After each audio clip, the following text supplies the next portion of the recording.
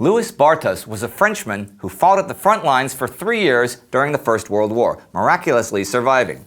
He was a common man yet unique, for Barthas kept diaries of his experiences, a series of 19 notebooks that detail the horrors of the war, perhaps better than any of his contemporaries, and so Louis Barthas is the hero of today's special.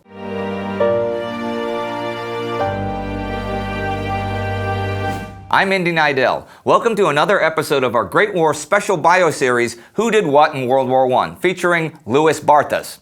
Barthas was born July 14, 1879 in Homs, France. He came from a relatively poor background and became a cooper as his father Jean was. His mother Louise worked as a seamstress. Louis only attended a few years of primary school, but was a voracious reader in spite of his lack of formal schooling, with a bookshelf full of Homer, Goethe, Victor Hugo, Dante, and the like. He also regularly read the socialist newspaper Le Midi Socialiste and was an active member of the Socialist Party. When the war broke out, Barthas was 35 years old, married, and with 2 sons aged 6 and 8, but he was still called to service within the first few weeks of the war. Now, men of Barthas' age went in the reserves, whereas younger soldiers went directly to the front. But since casualties were so heavy, Barthas joined the frontline troops in Artois in November 1914 and would see action throughout the winter. In May 1915, he was sent to Verdun, and over the next 2 years would fight at Verdun, Champagne, the Battle of the Somme, and in the Argonne. After the Battle of Chemin-des-Dames and the French Army mutiny in 1917, Barthas no longer served at the front and instead trained new recruits. He finally returned home in 1919, working again as a cooper and also producing wine.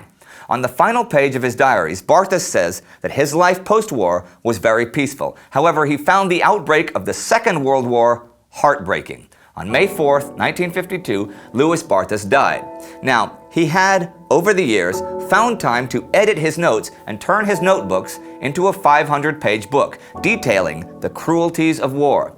His book was never published during his lifetime. In fact, it was over a quarter of a century after Barthas died that Poilu, the World War I notebooks of Louis Barthas, barrel maker, was published by historian Rémy Cazald, a teacher at a school where one of Barthas' grandsons worked. The title, which means literally hairy one, was the French equivalent of grunt or dogface, the common soldier.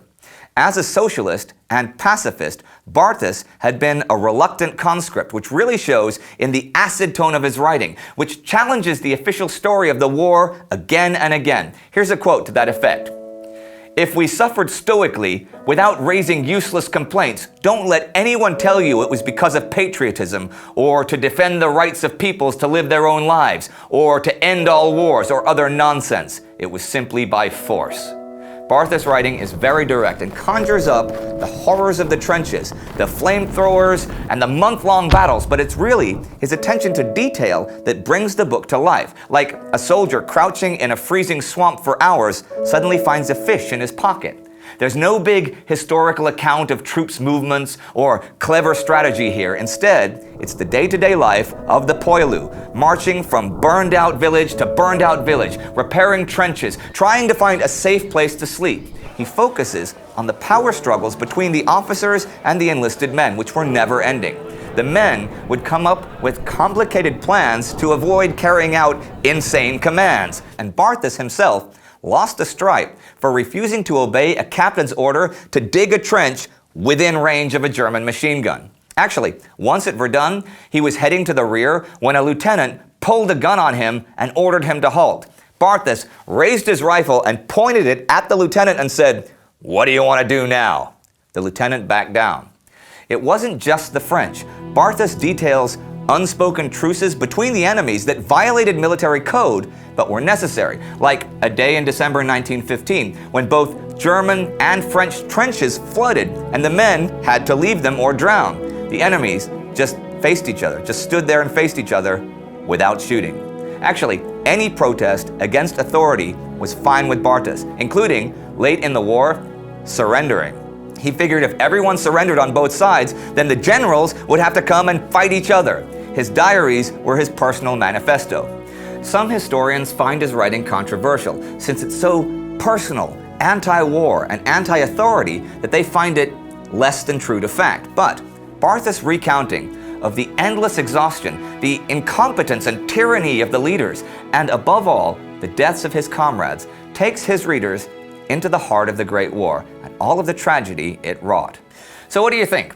Did you read Barthas' accounts, and how do they compare to, say, Ernst Jünger? Hash it out in the comments below. And check out our bio of Mustafa Kemal Ataturk right here if you're interested in his endeavors during World War I. And if you like our show, please subscribe. See you next time.